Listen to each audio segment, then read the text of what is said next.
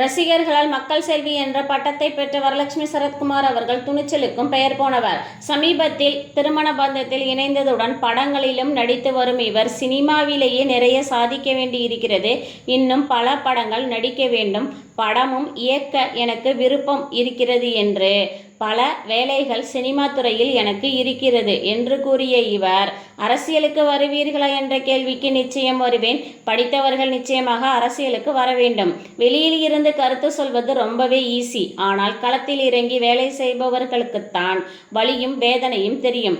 அந்த விதத்தில் என்னுடைய ரோல் மாடல் மேடம் ஜெயலலிதா அவர்கள்தான்.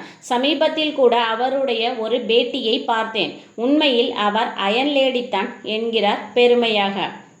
சமீபத்தில் பிறந்த தினம் ஆதரவற்றோர் இல்லத்திற்கு சென்று அந்த குழந்தைகளுக்கு உணவு மற்றும் அவர்களுக்கு தேவையான பரிசு பொருட்களை வழங்கியதோடு கேக் வெட்டியும் குழந்தைகளோடு குதூகலமாக தனது பிறந்த நாளை கொண்டாடி மகிழ்ந்தார் வரலட்சுமி அவர்கள்.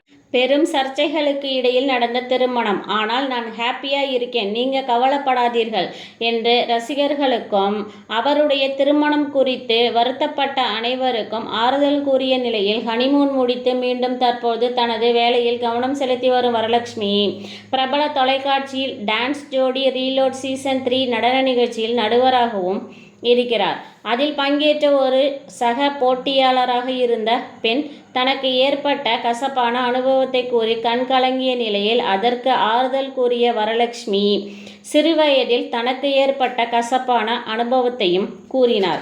எனது பெற்றோர்கள் வேலைக்கு செல்லும்போது என்னை மற்றவர்கள் வீட்டில் விட்டுவிட்டு செல்வாங்க. தினமும் இது வழக்கமான நிலையில் ஒரு முறை என்னை விட்டுவிட்டு பெற்றோர்கள் வேலைக்கு சென்ற நிலையில் என்னையும் சிலர் மிஸ்யூஸ் செய்து துன்புறுத்தினார்கள் என்றும், இதுவரை நான் இதை யாரிடமும் சொன்னதில்லை, இந்த மேடையில் தான் சொல்கிறேன் என்று தனது மன வருத்தத்தை கூறி கண்ணீர் விட்டார் வரலட்சுமி சரத்குமார்.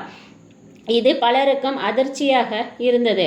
குழந்தையாக இருக்கும்போதே இந்த கொடுமையை எதிர்கொண்டு இருக்கிறேன் என்று கூறி அப்பெண்ணிற்கு ஆறுதல் கூறினார் வரலட்சுமி. சரத்குமார் மகளுக்கே இந்த நிலையா என்ற கேள்வி இருந்தாலும், யார் வீட்டு பெண்ணாக இருந்தாலும் சரி, பெண்களுக்கு துன்பம் என்பது அழையா விருந்தாளித்தான்.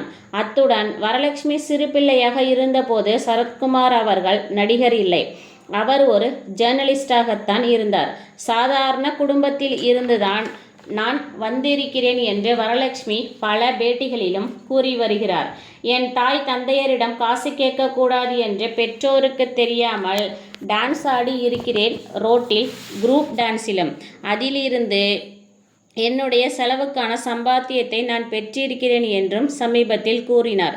வீடு வசதியெல்லாம் இப்ப வந்தது, எனக்கு என் குடும்பத்தின் அனைத்து கஷ்ட நஷ்டமும் தெரியும் என்றே கூறி சிரிக்கிறார் நடிகை வரலட்சுமி சரத்குமார் அவர்கள்.